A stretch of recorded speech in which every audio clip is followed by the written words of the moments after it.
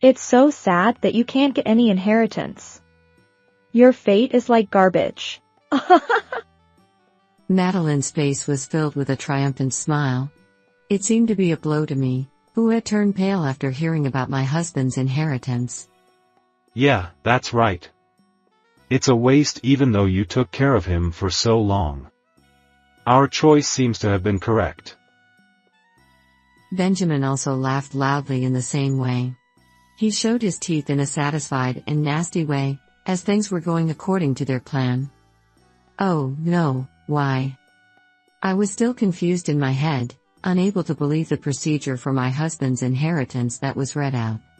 I begged them not to laugh at me anymore. My hands, which I held tightly on my knees, were sweating. My name is Wilma White. I'm 55 years old and work for a real estate company. Originally, I lived with my husband Sebastian and my eldest son's family, but since Sebastian collapsed from a cerebral hemorrhage a year ago, I have been living with my husband while I took care of him. My eldest son's family escaped from the house early on, saying they didn't want to take care of my husband. Sebastian had a stroke and unfortunately, it was discovered that he had metastasized stomach cancer from a previous illness. There was nothing more that could be done for him, so I decided to take care of him at home, hoping to spend as much time with him as possible. I had no experience in nursing, so I contacted a friend who was a nurse and received advice on how to take care of Sebastian. Despite my awkward nursing, Sebastian never complained and always had a calm expression on his face, even though he must have been suffering from his illness. However, whenever the conversation turned to my eldest son's family, Sebastian would invariably frown. My husband and I only had one child, our son Benjamin. We had wanted a daughter as well, but due to my weak physical condition, we only had one child. We doted on our only child, Benjamin, and spent a lot of money on his education since he was our only child. Unfortunately, Benjamin was not very bright and after graduating from high school, he became a truck driver. Although I had hoped that he would go to university and work for a bigger company, I realized that it was his choice and that I shouldn't force him to do something he didn't want to do. It would be cruel to force him to study. Perhaps because he was an only child, Benjamin was a bit spoiled. He didn't clean up his room or put away his clothes, and he was sloppy. He probably thought that if he asked, his parents would do anything for him, and even when he was warned, he ignored it. It's true that my husband and I may have spoiled him a little because he was our only child, but I sighed every time I saw his bad habits, which never improved even after he became an adult. I thought Benjamin would get married late because of his personality, but I was wrong. 5 years ago, when Benjamin was 25 years old, he married Madeline, who was 1 year younger than him. I don't know what attracted Benjamin to her, but Madeline was a flashy woman with bright red nails, so I wasn't surprised. And this eldest son's family has been messing up my life. When Benjamin got married, it was something I didn't expect. Even after getting married, Benjamin asked if he could continue living with us. Huh? But what does Madeline think? She doesn't want to live with us, does she? No, actually, Madeline said she wants to live with you guys. Right? Yes. I want to get along with my mother-in-law and father-in-law. I was impressed by how cute she said despite her flashy appearance, so I agreed to let my eldest son's family live with us. Sebastian looked like he wanted to say something, but he was a man of few words, so he didn't object. When my eldest son's family moved in with me, my life became very busy. Just having one more person around changed the amount of food and laundry I had to do. At first, I thought that Madeline, who was a housewife, would help me out, but she never lifted a finger. She just lounged in the living room and waited for meals to be served, like a big child. It was like having another child instead of an adult. I immediately asked Madeline to help me with the housework. Madeline, could you help me with the housework a little? Madeline stared at me and said, What? Are you kidding me?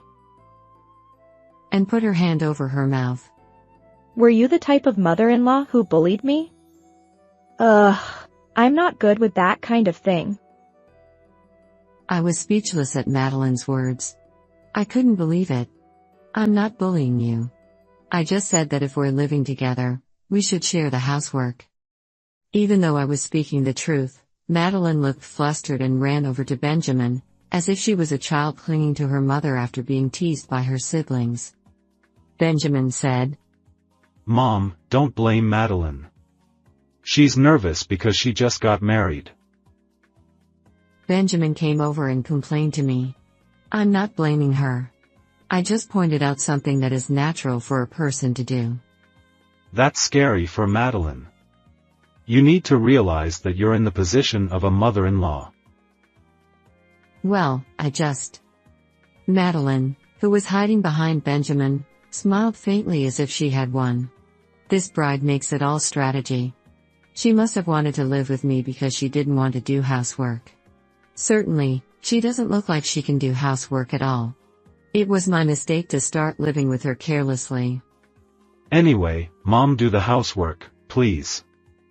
You've been doing it until now, so it won't change even if there's one more person. We're in our working prime now. Even so, Madeline is a housewife. I want to argue that I'm the one who works full-time, but she probably won't listen to me even if I do. She's still young and has just gotten married, so maybe Madeline's feelings are really down. For now, I pretended to agree with Benjamin's story. It was the worst form of cohabitation with my eldest son and his wife, but even after 2 years, my life hasn't changed. Madeline still spends her days doing nothing around the house, and I'm doing my best to work and do housework. Sebastian helped me out from time to time, but he collapsed from a cerebral hemorrhage. Although he was hospitalized for a while and treated for the cerebral hemorrhage, he was left with paralysis on his left side and became a care recipient. If that was all, there was a possibility that he could be cured by rehabilitation, but unfortunately, a metastasis of the stomach cancer that he had developed in the past was found. The doctor said that there was nothing more that could be done. I was devastated and felt like my world had turned dark. I wondered if I could bear losing Sebastian. However, it was clear that Sebastian himself was suffering more than I was, so I held back my tears and waited for the doctor to finish speaking. Sebastian was originally scheduled to undergo rehabilitation at the hospital, but we decided to prioritize palliative care for his cancer and care for him at home. Although he said he would go to a facility, I wanted to be with Sebastian for as long as possible. When I expressed my feelings to him, Sebastian quietly nodded and said, I understand. When my husband's caregiver life began, my eldest son and his wife started leaving the house as if they were measuring it. They probably didn't want to take on any caregiving responsibilities themselves. I don't know where they live, but they come home occasionally and leave again without even looking at their father's face. However, they frequently called me.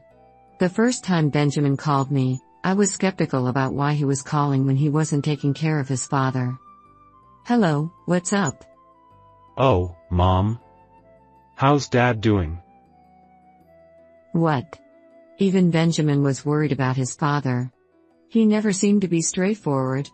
I was exasperated. He's the same. Oh, but he has an appetite. No. Not that. I was just wondering how much longer he has to live, lol. A mocking laughter echoed from the other end of the phone. Madeline's voice was mixed in with that laughter, and I realized that the two of them were not worried about Sebastian, but rather the opposite. Please don't say such insensitive things. Are you his son? Of course I am. I'm looking forward to inheriting my father's estate because I'm his son. What a thing to say. What a thing indeed. Benjamin wasn't worried about Sebastian at all. Instead, he was looking forward to inheriting his father's estate after he passed away. Anyway, let me know when he's about to die. Maybe I'll show him my face one last time. I felt my blood boil at Benjamin's words mixed with laughter. Wilma, is something wrong? Sebastian must have heard my voice on the phone and called out to me from his bed. No, it's nothing. Just another annoying sales call. I see. That's a nuisance. Sebastian would never have thought that his eldest son and daughter-in-law were more concerned about inheriting his estate than his life. I didn't want to make him sad by letting him know. Are you hungry yet? I'll make you something special. Thank you. I'm happy. I had to protect Sebastian at all costs. Because he was the only person I loved. My caregiving life continued for 3 years. I was prepared for the worst since the doctor had told me that Sebastian's condition was not good, but he did better than expected. The doctor praised me for my devoted care, saying that it was a miracle that he had lived this long. As usual, Sebastian's eldest son and daughter-in-law called me many times to ask about Sebastian's condition. I was getting fed up with them, so I stopped taking calls from Benjamin and Madeline. Wilma, thank you. Sebastian gave me a peaceful expression and fell asleep in his last moment. Even when Sebastian was critically ill, his eldest son and daughter-in-law did not come home. I tried to call them back by phone, but Sebastian stopped me. Sebastian was concerned about his eldest son and daughter-in-law till the very end. He was concerned about them in a positive way, but mostly he was worried that I would have a hard time after he passed away. When I told Sebastian's eldest son and daughter-in-law that Sebastian had passed away, they hurried back even though they had been reluctant to do so. Finally, he's dead. He worked hard for nothing. That's why we had to live in a hotel for so long. That's right. We're broke. I wonder if we can get the inheritance soon. I knew it, but I felt nauseous at their words. While ignoring Sebastian's eldest son and daughter-in-law, I arranged Sebastian's funeral and finally got to the topic of inheritance. The lawyer opened Sebastian's will. Sebastian's eldest son and daughter-in-law were waiting eagerly for the contents to be read. I swallowed hard. Sebastian White hereby bequeaths the following property to his eldest son, Benjamin White. The lawyer read out Sebastian's land, house, our current home, and all debts. At the same time, I saw Benjamin and Madeline's faces shining brightly in front of me. All right, we did it. Father was on our side after all. That's right. I'm a little worried about the debt, but it'll be okay, as long as we have the inheritance. The two of them were overwhelmed with joy. In the end, all that was left for me was a small apartment that Sebastian had purchased for investment purposes. Sebastian's eldest son and daughter-in-law looked at me, who was devastated, and said loudly, It's so sad that you won't inherit anything. Your fate is like garbage. Madeline's face was full of a triumphant smile. It seemed to be a further blow to me, who had turned pale after hearing about my husband's inheritance. Yeah, that's right. It was all for nothing even though you took care of him so much. In that sense, our choice was correct. Benjamin also laughed loudly in the same way. Things were going according to their plan, and they showed their satisfaction by showing their teeth in an unpleasant manner. That's not right, why? I still couldn't believe the letter of inheritance that the lawyer had read aloud, and my head was in chaos. Please, don't laugh at me anymore. My hands, which I clenched on my knees, were sweating. Then the lawyer began to explain the details of the inheritance to Sebastian's eldest son and daughter-in-law. Sebastian's eldest son and daughter-in-law were overjoyed to hear that they would receive their father's huge inheritance, and they didn't seem to listen to the lawyer's explanation carefully. The lawyer seemed to want to say something to me, but he didn't talk to me in the end, probably because I was too shocked. Oh, why? I remember the days when I took care of Sebastian. Did Sebastian really not agree with my care? Did he want to receive proper care at a facility? If so, it was a farce. I had been working hard to take care of him every day without even realizing that Sebastian was unhappy with my care. Sometimes I was annoyed by unpleasant phone calls from Sebastian's eldest son and daughter-in-law.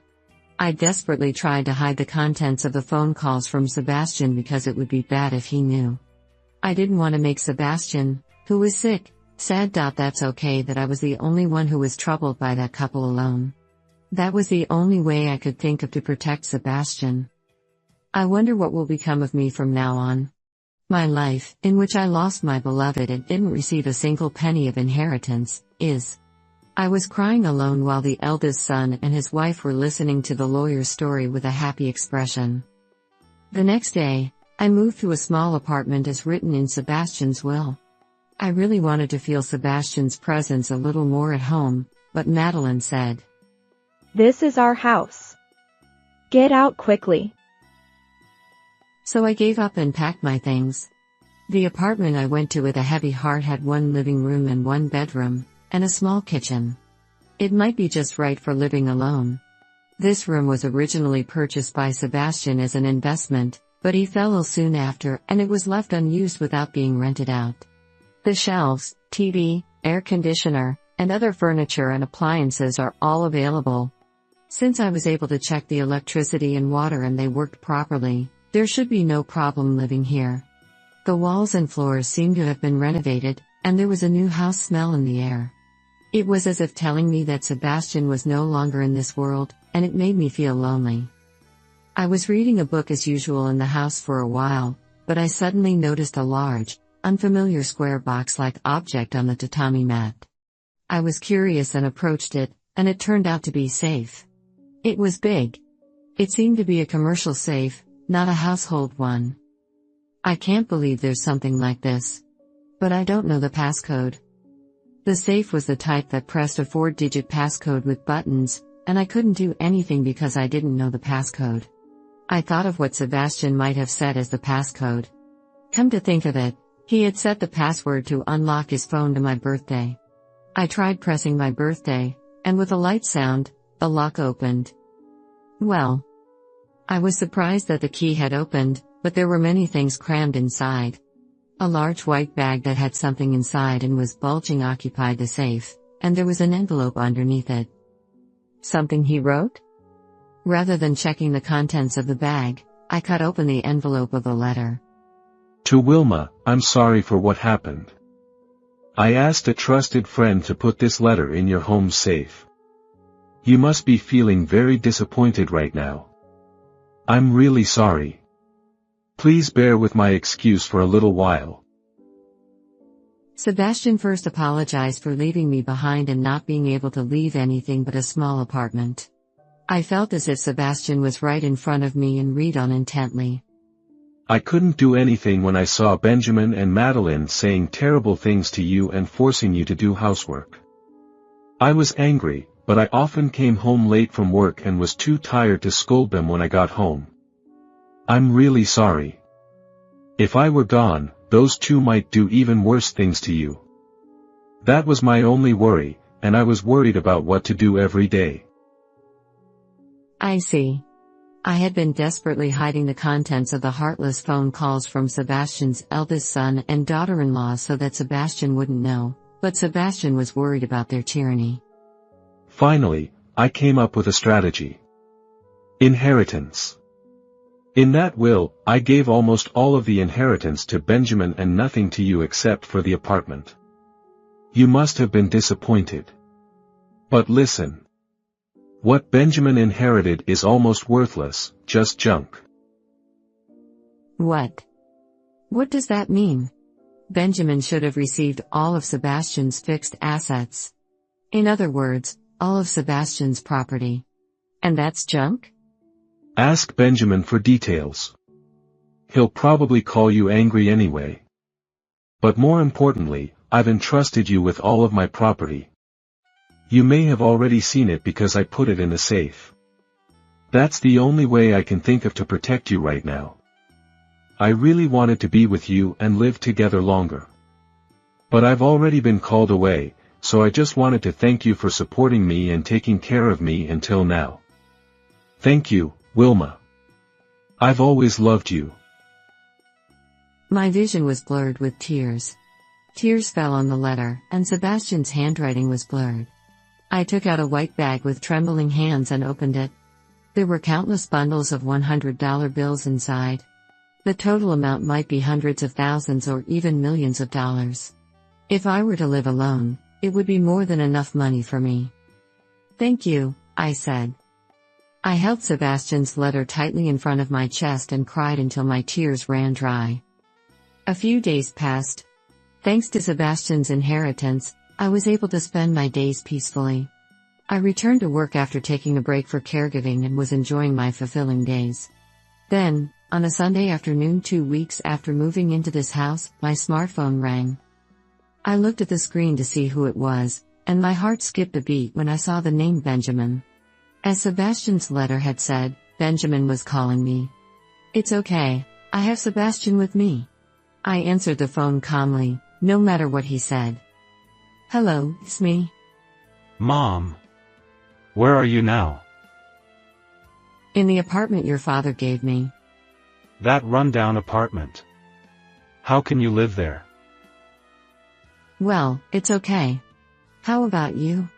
You moved to a big house, right? Is it comfortable?" My eldest son and his wife should be living in the big house they inherited from Sebastian, but they must have realized that the house was worth nothing. The person on the phone changed from Benjamin to Madeline. What's going on with this? This house is so dilapidated, moldy, and there are bugs everywhere. It's disgusting. I can't sleep here. Madeline's screams from the other end of the phone told me how bad the house was. Then, it seemed that Benjamin took the phone again and kindly told me about their situation. Father's inheritance is all junk. Even if we have it appraised, it won't be worth anything. And there were dozens of promissory notes for my father's debts in the safe at home. What the hell is going on? Did Mom know something? After listening to Benjamin's story, I finally found in my head about what Sebastian had done. Sebastian had researched the value of the fixed assets he intended to inherit to Benjamin in advance and found out that they were completely worthless. He then bequeathed them to Benjamin. Furthermore, he added a huge amount of debt as a bonus. Benjamin seemed confused, probably because he didn't expect to have such a large amount of debt. No, I didn't know. I didn't know this would happen until I heard the will. Damn it. In reality, he learned about it after reading the letter, but there was no need to tell Benjamin the truth. I could hear Benjamin and Madeline arguing on the other end of the phone. Madeline said, "It's all because of your shitty father. I'll sue you." In response, Benjamin said, You're the one who said you wanted the inheritance. You changed your attitude when you realized it wasn't worth any money. You're a scammer. The two of them were already having a huge fight that I couldn't control. I sighed deeply and, to vent my frustration with them, took a deep breath in front of my smartphone. You two. Neither of you are innocent. You didn't take care of your father at all. You've been living your life as you please, leaving all the housework to me. It's your own fault that you're in this situation. Stop making a fuss over a little debt and disturbing the neighborhood. You're both shitty. If you understand, then hang up the phone. Don't ever contact me again. I hung up the phone without waiting for their response. After hanging up the phone, Benjamin called me several times, but I completely ignored him and blocked his calls. I was finally able to regain my peace of mind. Phew. I'm sure those people learned something from this. Living isn't that easy. I lay down on the bed and took a moment to reflect on all the hardships I had gone through. I decided to stay here for a while. It's okay to cut ties with Benjamin and his family. No, I should cut ties with them. Otherwise, they will beg me to help them repay their debt. In the midst of overwhelming fatigue, I closed my eyes while thinking about such things. Finally, I could have a good dream. Sebastian, thank you so much. You really protected me. After that, I cut ties with Benjamin as planned and finally obtained a free life. When was the last time I could live without taking care of others? Of course, taking care of Sebastian was not a burden at all. If possible, I wanted to live alone with Sebastian, but there was nothing I could do about it. Now, I have no choice but to move forward. Benjamin and Madeline are now working hard all day long to repay their debts. Even the sloppy Madeline is working, so they must be under considerable pressure. My colleague's son works at the same workplace as Benjamin, and he seems to be surprised by Benjamin's appearance, which is getting worse day by day. However, Benjamin is said to be sarcastically praised at work for being so worn out and not fighting back against his superiors. Madeline is stressed out from her unfamiliar job and has been binge eating and drinking to relieve it. She has gained about 44 pounds in just 6 months. A friend of mine who happened to see Madeline told me about it. Her youthfulness seems to have disappeared somewhere, and she walks dragging her heavy body. But I don't feel sorry for her. It's all the result of her own actions. I don't care about it. Well, let's go to work today. Recently, more and more subordinates at work rely on me, and I find it more enjoyable to work. I'm still active. As long as my body is healthy, I'll do my best to contribute to society. I saw Sebastian's photo and said, I'm going now. How was this story? Please subscribe to the channel. See you in the next video.